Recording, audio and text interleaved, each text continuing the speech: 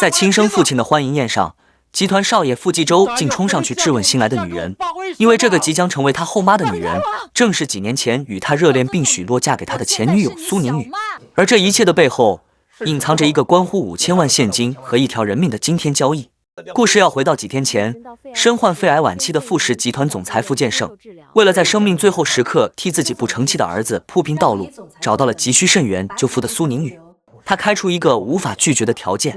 只要蘇寧宇假扮成他的妻子，進入傅氏集團內部，幫他拔除公司裡的毒瘤。他不僅會提供腎源救活他父親，還會支付5000萬現金作為報酬。唯一的附加條款就是這個計劃絕不能讓他的兒子傅繼洲知道。為了父親，蘇寧宇含淚簽下了這份魔鬼協議。於是就有了開頭這荒誕的一幕。面對前男友的憤怒質問，蘇寧宇只能強忍心痛，用後媽的身份冷漠地推開他。傅繼洲被徹底激怒，他認定這個女人是為了錢才背叛自己，發誓要讓她滾出傅家。父子倆因此爆發激烈爭吵，傅繼洲憤然離家，揚言有他沒我。他哪裡知道，這一切都是父親為了磨礪他而設下的局。為了盡快完成任務，蘇寧宇主動要求進入公司最底層，可他剛一入職，就遭到了職場白蓮溫蒂的瘋狂針對。溫蒂仗著自己是審計主管，把一堆不屬於蘇寧宇的工作甩給他，還威脅完不成就要辭退他。蘇寧宇敏銳地察覺到公司內部水很深，為了不打草驚蛇，他選擇忍氣吞聲。然而更離譜的是，被氣走的紈絝少爺傅繼洲竟然空降成了財務部經理，還恰好成了蘇寧宇的頂頭上司。冤家路窄，傅繼洲一上任就處處刁難，故意讓他當眾出醜。而一旁的溫蒂見狀，更是以為自己抱上了大腿，立刻化身舔狗，對傅繼洲百般討好，同時變本加厲地欺負蘇寧宇。可他不知道，傅繼洲雖然嘴上刻薄，但當他看到蘇寧宇被欺負，心裡卻莫名不是滋味。很快，溫蒂的毒計接踵而至，他以談客戶為名，設局陷害蘇寧宇，想把他送上油膩張總的床。酒桌上，溫蒂和主管一唱一和，逼着蘇寧宇一杯接一杯的喝酒。蘇寧宇察覺到酒裡被動了手腳，借口上廁所倉皇逃離，卻還是藥效發作，意識漸漸模糊。就在他即將被張總的保鏢抓住時，傅繼洲如天神下凡，三拳兩腳就解決了所有混混，將那個企圖染指蘇寧宇的張總打得屁滾尿流。他抱着昏迷的蘇寧宇，第一次感到了心疼和憤怒。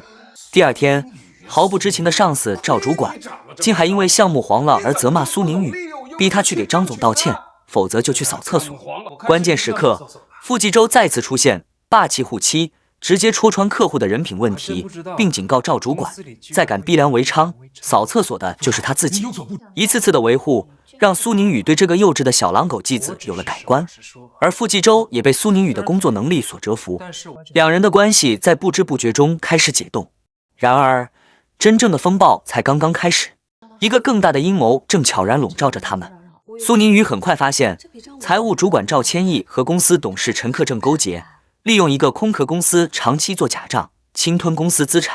為了拿到證據，蘇寧宇決定兵行險著，假意投靠趙千億，上演一出同流合污的戲碼，以換取對方的信任。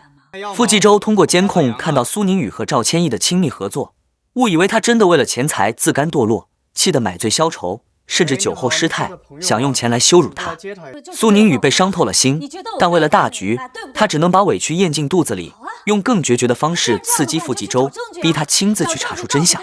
就在兩人關係再次降到冰點時，一個意想不到的人出現了，蘇寧宇的前男友賀志豪。他從國外歸來，對蘇寧宇展開猛烈追求，這讓本就醋意大發的傅繼洲更加暴躁。更可怕的是，賀志豪的出現並非偶然，他正是公司最大毒瘤陳克正的親生兒子。他一邊假裝深情款款地追求蘇寧宇，一邊暗中與父親合謀，企圖搞垮傅氏。這對惡毒父子先是收買車廠員工，在傅繼洲的車上動手腳，制造了一場慘烈的車禍。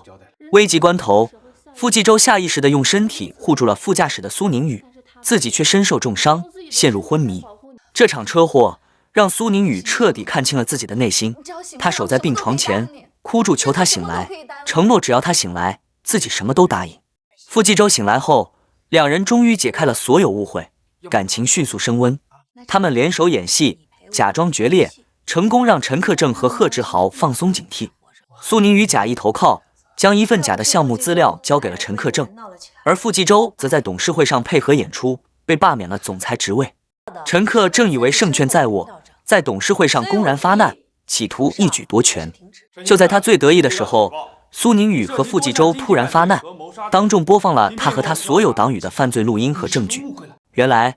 傅繼洲早已聯合其他董事布下天羅地網，之前的罷免不過是將計就計。眼看陰謀敗露，陳克正徹底瘋狂，竟想當場挾持蘇寧宇，最終被警察當場逮捕。然而，賀志豪卻利用陳克正被捕的混亂，綁架了蘇寧宇。他以蘇寧宇的性命要挾，逼迫傅繼洲簽下股權轉讓書，並當眾下跪磕頭。為了心愛的女人，傅繼洲毫不猶豫地照做，承受着極致的羞辱。賀志豪得寸進尺，想要引爆早已準備好的炸彈，與他們同歸於盡。千鈞一髮之際，蘇寧宇為傅繼洲擋下了致命一擊，而賀志豪也自食惡果，被警方擊斃。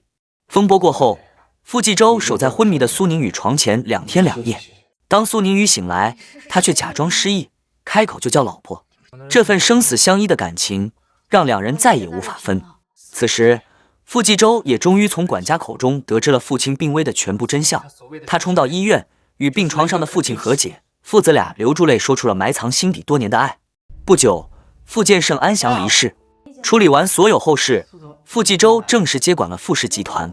他做的第一件事，就是在全公司面前公開了蘇寧宇的真實身份——華爾街頂級金融分析師安迪，並澄清了所有關於他的流言蜚語，給了他至高無上的榮耀。最後，在精心布置的浪漫場景下，曾經那個桀驁不馴的紈絝少爺單膝跪地，拿出了代表永恆的戒指，向他此生唯一認定的姐姐和愛人深情求婚。